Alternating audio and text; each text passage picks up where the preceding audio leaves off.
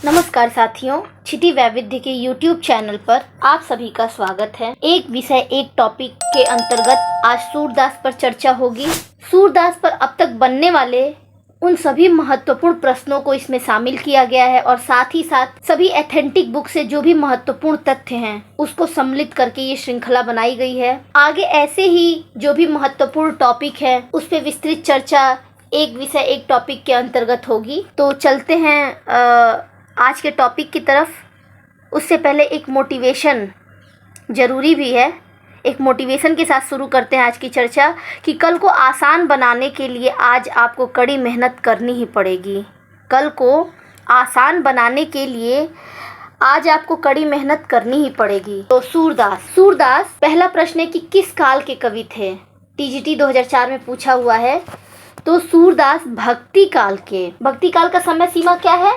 संवत 1375 से 1700 का जो समय है उसे भक्ति काल का समय माना जाता है। और भक्ति काल को दो धाराओं में बांटा गया, निर्गुण धारा और सगुण धारा। इन दो धाराओं को भी दो उपधाराओं में बांटा गया है। निर्गुण धारा को ज्ञानाश्रयी धारा शाखा और प्रेमाश्रयी शाखा में, सगुण धारा को राम भक्ति शाखा और कृष्ण भक्ति शाखा में बांटा गया है। तो सूरदास भक्ति काल के सगुण धारा के कृष्ण भक्ति शाखा के कवि हैं। ठीक। दूसरा प्रश्न है कि सूरदास कौन सी धारा के प्रतिनिधि कवि हैं? कृष्ण काव्य धारा, राम काव्य धारा, संत काव्य धारा और सूफी काव्य धारा। तो कृष्ण काव्य धारा। अगला प्रश्न है कि सूरदास किस संप्रदाय में दीक्षित हुए थे? निम्बार्क संप्रदाय, पुष्टिमार्गी संप्रदाय, रामानंदी संप्रदाय और सखी संप्रदाय। तो पुष्टिमार्गी संप्रदाय। सूरदास का जन्म वैशाख शुक्ल 5 दिन मंगलवार संवत 1535 विक्रम को हुआ। इनके जन्म स्थान के संबंध में विभिन्न विद्वानों में मतभेद है। दो मत पूर्णतः मुख्य रूप से मानी जाती है, रुनकता गौघाट और सीही। रुनकता को मानने वालों में श्याम सुंदर दास, आचार्य शुक्ल, हजारी प्रसाद द्विवेदी और सीही को वार्ता साहित्य डॉक्टर नगेंद्र और गणपति चंद्रगुप्त ने माना है। DSSB पीजीटी 2018 में पूछा है कि महाकवि सूरदास का जन्म स्थान क्या है? वृंदावन, मथुरा, मगहर और सीही। तो अभी हमने देखा सीही। सूरदास के गुरु का क्या नाम है? तो सूरदास के गुरु का नाम है वल्लभाचार्य। वल्लभाचार्य ने सूरदास को भगवत लीला वर्णन करने का उपदेश दिया। वेरी इंपॉर्टेंट कि भगवत लीला वर्णन का उपदेश सूरदास को किसने दिया? तो वल्लभाचार्य ने क्या कहा उन्होंने कि सूर ह्यों के घिघियात काहे कू है, सूर ह्यों के घिघियात काहे कू है, कुछ भगवत लीला वर्णन करो। सूरदास किसके शिष्य थे? तो वल्लभाचार्य के। सूरदास रचित 25 ग्रंथों को माना जाता है, जिसमें 3 ही उपलब्ध हैं। कौन कौन से? सूरसागर, साहित्य लहरी और सूरसरावली। अब यहाँ पे जितने भी उनके 3 महत्वपूर्ण ग्रंथों से संबंधित महत्वपूर्ण तथ्य हैं, फैक्ट हैं और जिन जिन परीक्षाओं में पूछे गए हैं मैंने उन सबको यहाँ शामिल किया है। तो सूरसागर, इसका उपजीव्य क्या है? भागवत महापुराण का 10वां स्कंध है। इसमें कुल 700 पद में भ्रमर गीतों को प्रस्तुत किया गया है। इसमें राधा कृष्ण की लीलाओं का वर्णन है तथा इसमें कीर्तन पदों का सुंदर संकलन है। सूरसागर के 2 रूप मिलते हैं, संग्रहात्मक और संस्कृत भागवत के अनुसार 12 स्कंधात्मक। इसमें 4936 पद और 12 स्कंध हैं। इसमें सूरदास ने 3 भ्रमर गीतों की योजना की है, ये भी इम्पोर्टेंट है। प्रथम भ्रमर गीत ही मुख्य है, जिसमें पद संख्या 4078 से 4710 है। शेष 2 भ्रमर गीत जिसमें पद संख्या 4711 से 4712 तथा 4713 है, जो कथात्मक हैं। सूरसागर में वर्णित राधा कृष्ण की लीलाओं की अनुरूपता है। UK SSC LT 2020 में पूछा गया। तो भागवत के 10वां स्कंध, 12 लिख दिया है हमने, 10वां स्कंध है। भ्रमर गीत का सर्वप्रथम एक पूर्ण प्रसंग के रूप में वर्णन श्रीमद् भागवत के 10वां स्कंध के रूप में 47वें अध्याय के 12 से 21 केवल 10 श्लोक में मिलता है। इम्पॉर्टेंट नोट है। चलते हैं अगले प्रश्न की तरफ कि सूरदास ने श्रीमद् भागवत की किस स्कंध को आधार बनाया है? सप्तम, पंचम, तृतीय और दसम। तो दसम। भ्रमर गीत प्रसंग का मूल स्रोत क्या है? तो श्रीमद् भागवत का 10वां स्कंध है। निम्नलिखित में से सूरदास के भ्रमर गीत में किसकी प्रतिष्ठापना है? सगुण की निरस्ता, सगुण की आलोचना, संत मार्ग की प्रतिष्ठा और सगुण की सरसता की। तो सही उत्तर है सगुण की सरसता। सुर काव्य के विषय में कौन सा तथ्य गलत है? सुर का वात्सल्य वर्णन अद्भुत है, सगुण भक्ति का प्रतिपादन है और भाषावधि है। सूर काव्य की मुख्य विषय कृष्ण भक्ति है। तो जैसा कि हम सबको पता है कि इसका सी आंसर गलत होगा। भाषा क्या है? ब्रज भाषा। कृष्ण भक्ति शाखा के कवियों ने ब्रज भाषा में अपनी रचनाएं की। भ्रमर गीत प्रसंग का प्रतिपाद्य क्या है? तो श्रीमद् भागवत का 10वां स्कंद है। भ्रमर गीत में गोपियों के समक्ष उद्धव किस भूमिका में है? संदेशवाहक, सिद्ध पुरुष के रूप में, मथुरावासी के रूप में और कृष्ण के साधक रूप के रूप में। तो संदेशवाहक के रूप में उद्धव गोपियों के समक्ष आते हैं। सूर के भ्रमर गीत के संदर्भ में संवेदना और शिल्प की दृष्टि से कौन सा तथ्य सही नहीं है? भावुकता, क्रूरता, वक्रता और वाग विदग्धता। तो क्रूरता जो है वो भ्रमर गीत के संदर्भ में संवेदना और शिल्प की दृष्टि से सही तथ्य नहीं है। भ्रमर गीत का वैशिष्ट्य क्या है?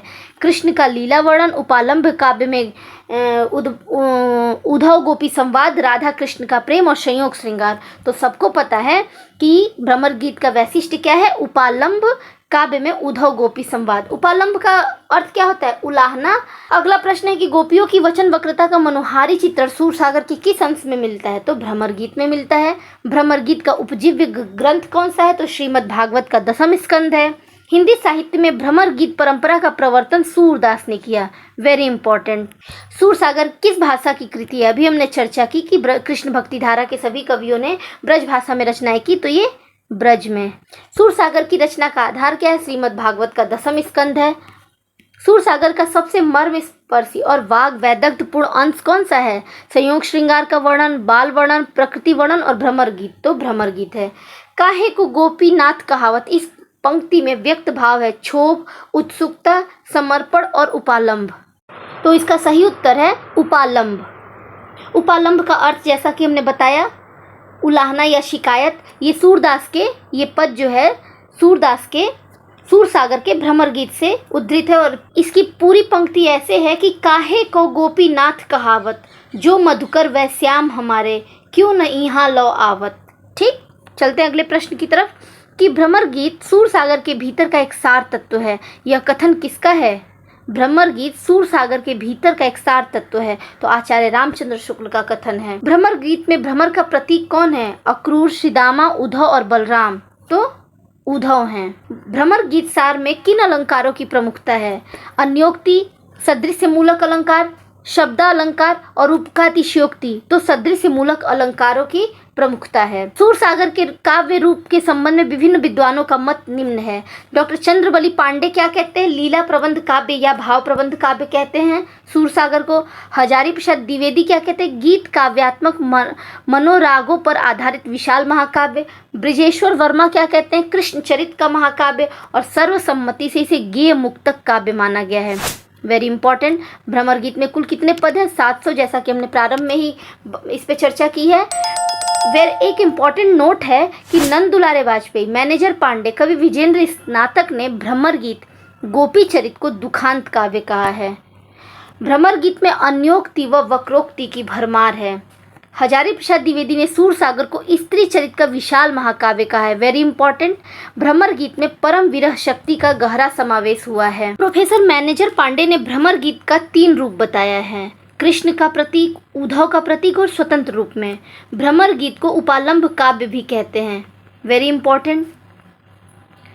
आचार्य शुक्ल ने सूरसागर के संबंध में और सूरदास के संबंध में जितनी भी महत्वपूर्ण बातें कही हैं या जिन जिन परीक्षाओं में प्रश्न पूछे गए हैं उन सबको सम्मिलित किया गया है कि भ्रमर गीत को ध्वनि काव्य कहा शुक्ल ने। वात्सल्य और श्रृंगार के क्षेत्र का जितना अधिक उद्घाटन सूर ने बंद आंखों से किया उतना किसी और कवि ने नहीं। इन क्षेत्रों का कोना कोना वो झांक आए हैं। सूर की बड़ी भारी विशेषता क्या है? नवीन प्रसंगों की उद्भावना। प्रसंगोद्भावना करने वाली ऐसी प्रतिभा हम तुलसी में नहीं पाते हैं। आचार्यों की छाप लगी हुई 8 वीणाएं श्री कृष्ण की प्रेम लीला कीर्तन करने उठी, जिनमें सबसे ऊंची, सुरीली और मधुर झंकार अंधे कवि सूरदास की वीणा की थी। सूरदास को जन्मोत्सव का कवि कहा आचार्य शुक्ल ने। सूरदास का प्रेम पक्ष लोक से न्यारा है। किसका कथन है? तो आचार्य शुक्ल का है।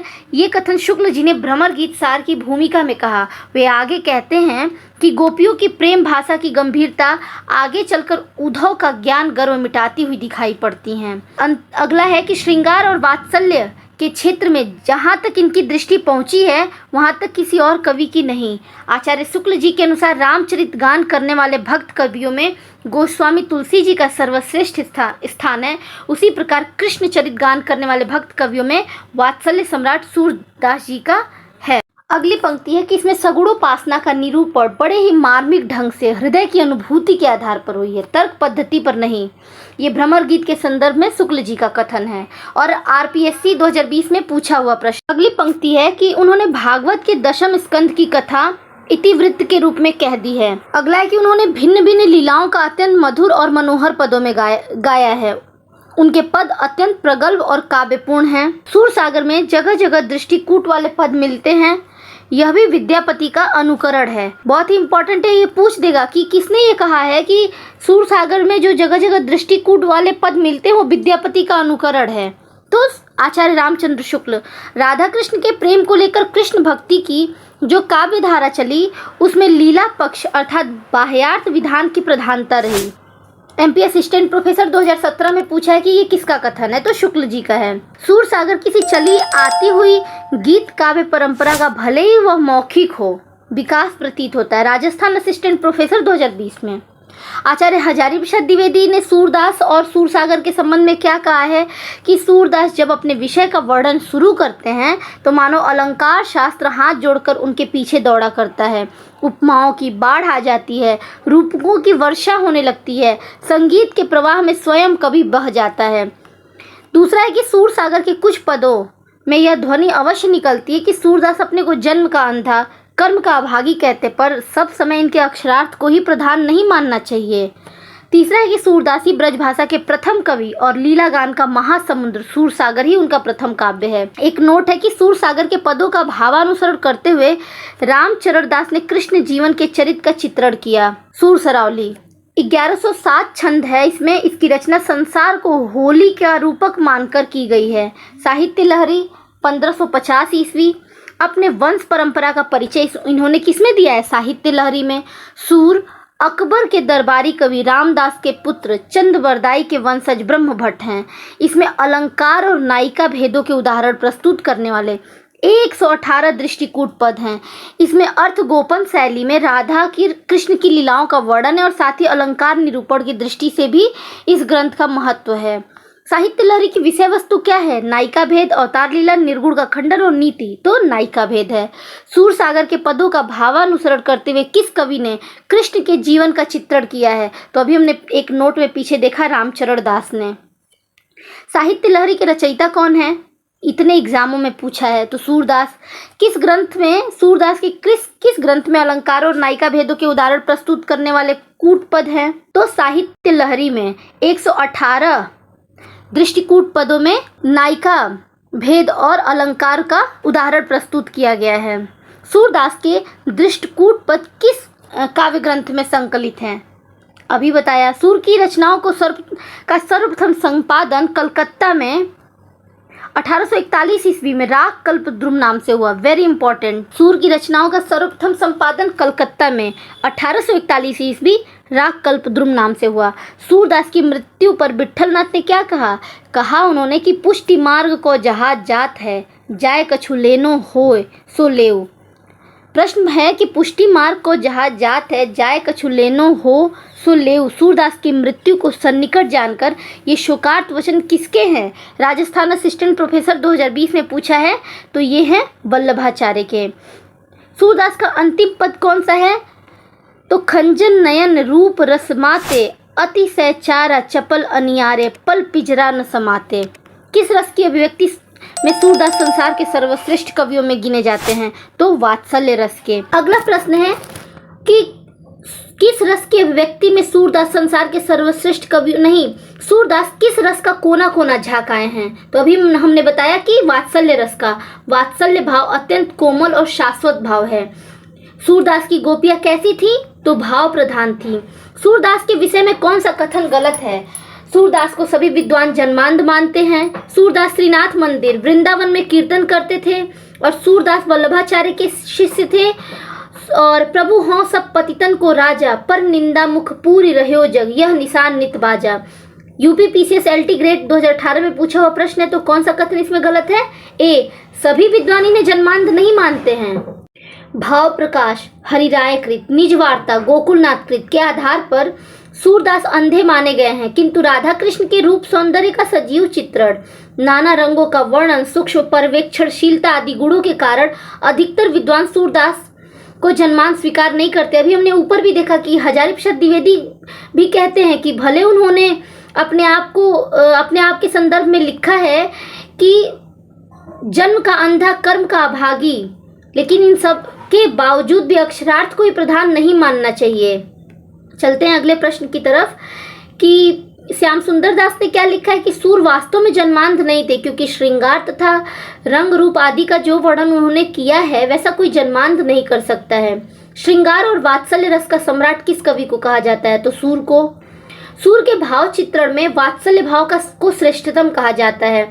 वात्सल्य भाव के पदों की विशेषता यह है कि उनको पढ़कर पाठक जीवन की नीरस और जटिल समस्याओं को भूलकर उनमें मग्न हो जाता है। दूसरी ओर भक्ति के साथ श्रृंगार को जोड़कर उनके संयोग एवं वियोग के पक्षों का जैसा मार्मिक वर्णन सूर ने किया वैसा अन्यत्र दुर्लभ है। भ्रमर गीत नाम से सूर के काव्य को किसने संपादित किया? तो आचार्य शुक्ल ने किया।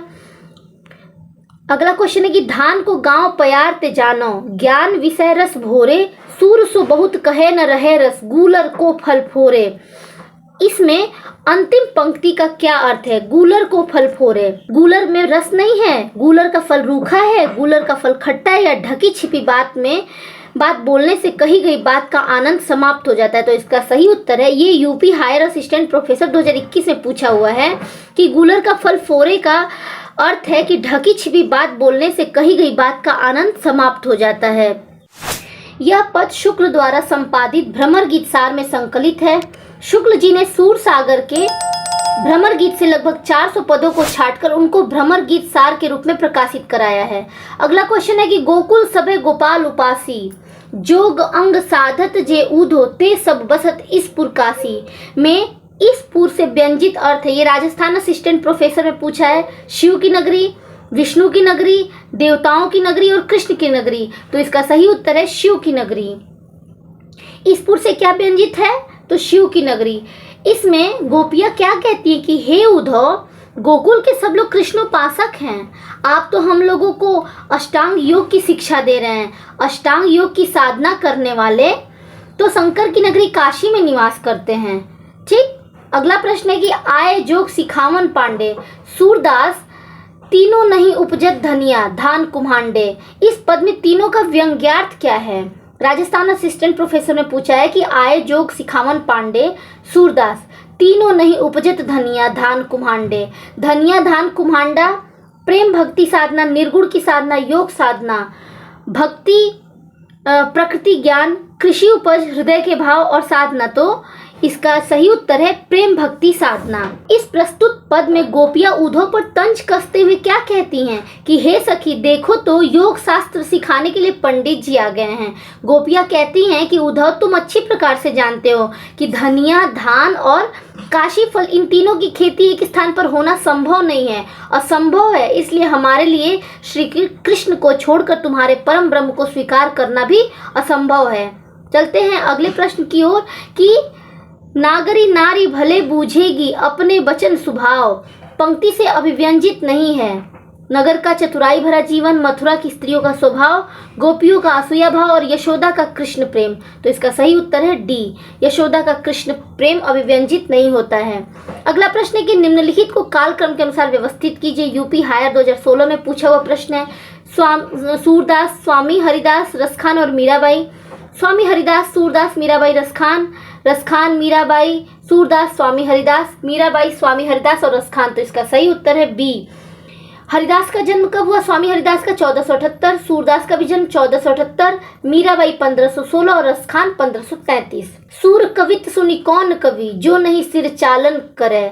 सूरदास के संबंध में यह प्रशस्ति कथन किसका है? नाभादास का है। सूर कवित सुनी कौन कवि, जो नहीं सिर चालन करे, नाभादास की पंक्ति है और यूपी जीआईसी 2017 में पूछा हुआ है। हम तो दुहु भांति फल पायो, जो ब्रजनाथ मिले तो नीको, नातरु जस गायो। छत्तीसगढ़ असिस्टेंट प्रोफेसर में पूछा गया है। उपयुक्त पंक्तियों में क्या है? व्यंग, तत्परता, अतत्परता, आत्मसमाधान और कटाक्ष या विनोद। तो इसका सही उत्तर है कि इसमें आत्मसमाधान है। यह पंक्ति भी भ्रमर गीत से उद्धृत है। अगला क्वेश्चन है कि काहे को रोकल मार्ग सूधो, सुनहु मधुप निर्गुण कंटक ते राजपंथ क्यों रूधो। इस काव्य पंक्ति में राजपंथ का प्रयोग किसके लिए किया गया है? साधना मार्ग, ज्ञान मार्ग, भक्ति मार्ग और योग मार्ग। का सही उत्तर है भक्ति मार्ग। सही उत्तर क्या है? भक्ति मार्ग। ये भी भ्रमर गीत से उद्धृत है। अगला प्रश्न है कि कर्म जोग पुनि ज्ञान उपासन सभी भ्रम भरमायो। इस काव्य पंक्ति के रचनाकार कौन है? तो सूरदास। बिनु गोपाल बैरनि भई कुंजे, यह किसका पद है? तो सूरदास का है। कहुरे मधुकर मधु मतवारे, कहा करो निर्गुण लैके हों, जीवहु कान्ह प्यारे। ये पंक्तियां किस काव्य की हैं? तो भ्रमर गीत सार से हैं। श्याम विनोदी रे मधुबनिया, अब हरि गोकुल काहे को आवहीं, चाहत नौ यवनिया। सूरदास प्रभु तजी कामरी, अब हरि भय चिकनिया। अब हरि भय चिकनिया के द्वारा सूरदास क्या कहना चाहते हैं? कि श्री कृष्ण चिकने घड़े हो गए हैं, श्री कृष्ण चिकने चुपड़े हो गए हैं, श्री कृष्ण छैला हो गए हैं और श्री कृष्ण सुंदर छवि वाले हो गए हैं। ये यूजीसी नेट 2018 में पूछा हुआ प्रश्न है। तो इसका सही उत्तर क्या है? 3 और 4 कि श्री कृष्ण छैला हो गए हैं और श्री कृष्ण सुंदर छवि वाले हो गए हैं। अगला प्रश्न है कि यूं ही मन मेरो काम का ना रहो माई, श्याम रंग होए करी सामान्य श्याम रंग में। उक्त काव्य पंक्तियों में कोई गोपी या भक्त कहना चाहता है कि श्री कृष्ण के रंग में रंगकर मेरा रंग काला हो गया है, मेरा रंग पहले से काला है, इसीलिए श्री कृष्ण के रंग में मिल सका है। श्री कृष्ण के रंग में रंगकर मेरा मन उन्हीं के जैसा हो गया है और मेरा मन श्री कृष्ण के वश में हो गया है। तो सही उत्तर क्या है? कि 3 और 4 कि श्री कृष्ण के रंग में रंगकर मेरा मन उन्हीं के जैसा हो गया है और मेरा मन श्री कृष्ण के वश में हो गया है। बाल वर्णन संबंधी कविताएं आधुनिक काल में खूब रची गईं। मध्यकाल में यह कवियों का रुचिकर क्षेत्र रहा। समग्र रूप से समस्त हिंदी कविता में बाल वर्णन का सर्वश्रेष्ठ कवि कौन है? तो सूरदास हैं। सूरदास के एक अति प्रचलित पद के निम्नलिखित चरण नखत वेद ग्रह जोरी अरध करी, कौ बरजे हम खात से किस खाए जाने वाले पदार्थ का अर्थ निष्पन्न हो रहा है? अमृत, खीर, विष, कल्प वृक्ष का फल। तो इसका सही उत्तर है विष। कैसे? नखत, नक्षत्र कितने हैं? 27, वेद कितने हैं? 4, ग्रह कितने हैं? 9, जोरी तो अर्थात 40, अर्ध करी इसका आधा करिए तो 2 अर्थात 20, तो विष हुआ। उर में माखन चोर गड़े, अब कैसे हूँ निकसत नहीं उधो, तिरछे हैं जो अड़े। ये पंक्तियां किस कवि की हैं? तो सूरदास की हैं। सूरदास किस रस का कोना कोना झाँकाए हैं? तो सूरदास वात्सल्य रस का कोना कोना झाँकाए हैं। सूरदास की अधिकतर रचनाएं किस भाषा में है? तो ब्रज भाषा में है। नंद ब्रज लीजे ठो की बजाय पंक्ति किस कवि की है? संभवतः ये आज की श्रृंखला का अंतिम प्रश्न है कि नंद ब्रज लीजे ठो की बजाय किस कवि की पंक्ति है? तो सूरदास की। फिर मिलेंगे एक नई श्रृंखला के साथ, तब तक के लिए धन्यवाद।